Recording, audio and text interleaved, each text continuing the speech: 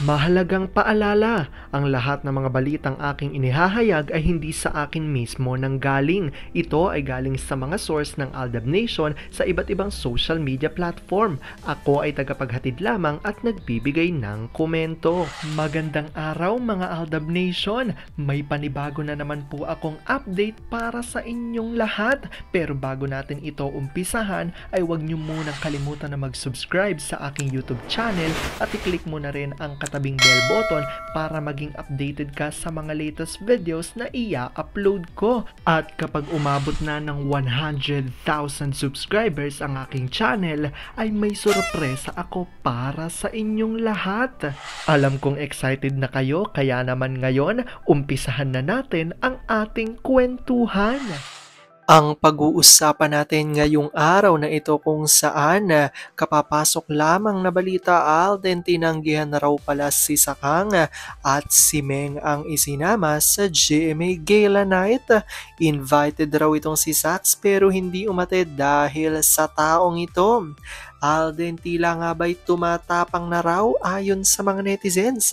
Talagang ipinaglalaban na niya ang tama. Gaano nga ba ito katotoo at may sapat nga bang ebidensya ang makakapagpatunay rito?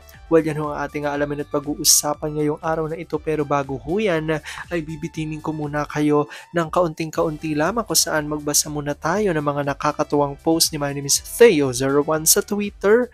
Kaya naman wag na natin patagalin pa at sabi niya sa kanyang tweet, si A yung tipo ng mister na ayaw magpaiwan sa room kay Mrs.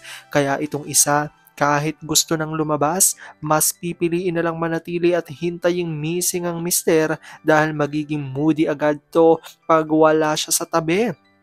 Dapat ay sabay sila sa lahat, sabay maligo, kumain at tulungan sa mga bata. Fam daw kasi sila. Noon pa man ay sigurado na si AKM, walang duda. Kahit sinong humarang, hinarap niya at ipinaglaban si M.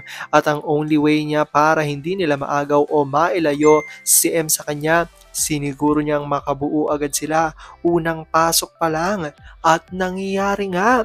Nalayo ba nila? 3-pointers yan kahit hindi player. Payo ng mga traidor noon kay M at A, mga bata pa kayo, dahan-dahan lang at kilalanin muna ang isa't isa. Ang ginawa ni A, dinahan-dahan naman niya talaga ang pagpasok.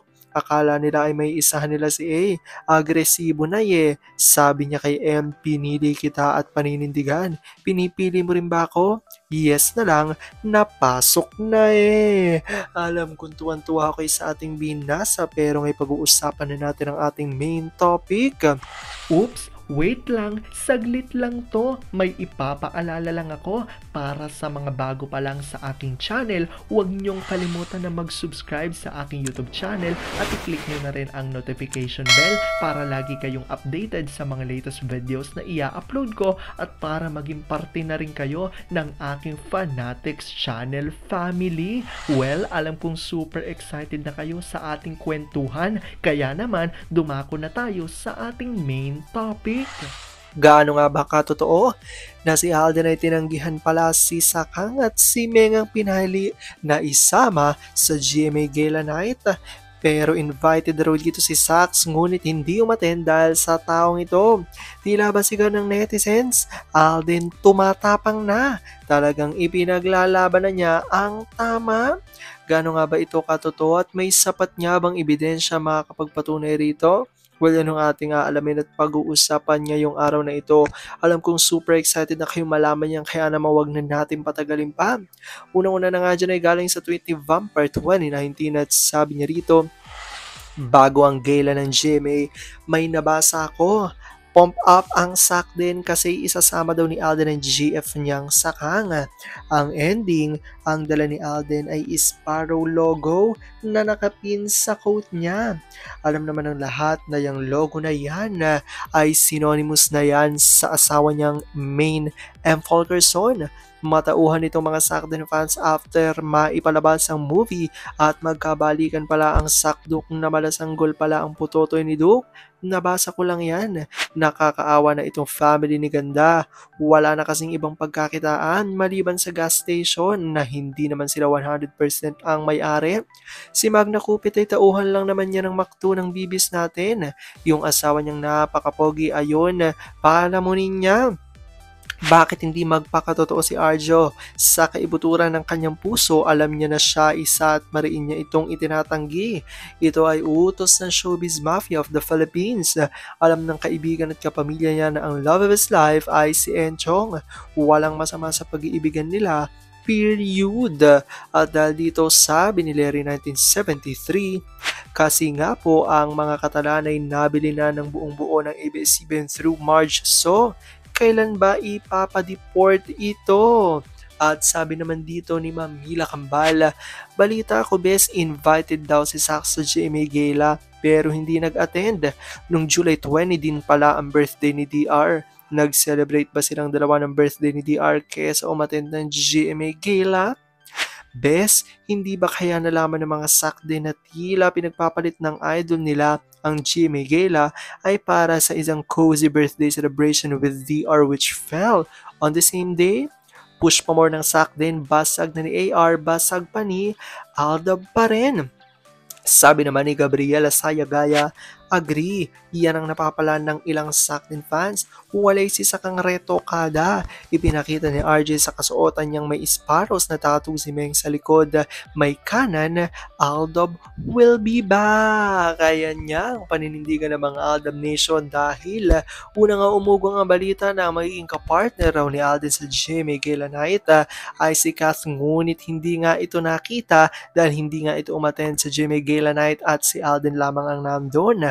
At dahil nga sa nakalagay at design sa suit ni Alden na Sparrow ay talaga namang maraming natuwang mga Aldab Nation dahil tila pagpapakita raw ito ni Alden na ang kanyang kasama ay si Meng. Dahil nga alam naman ng lahat na si Meng ay mayroon niyang tattoo sa kanyang katawan na Sparrow.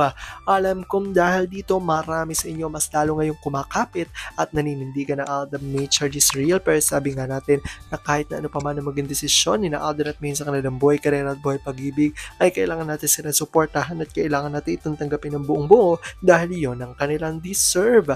At yan ang aking update for today's video. Maraming salamat sa panonood at pagtapos sa videong ito. Kung nakapag-subscribe ka na, welcome sa Fanatics Channel family. Kung hindi pa naman, huwag ka nang mahiya. Mag-subscribe ka na. Pindutin mo na yan. I-click mo na rin ang katabing bell button para makatanggap ka ng notification kapag may bagong update para sa iyo. Para naman sa parte na ng aking pamilya, punta lang sa aking channel at i-click ang videos para mapanood mo at malaman mo pa ang mga nakaka-good vibes at nakakakilig na fresh news about Maychard.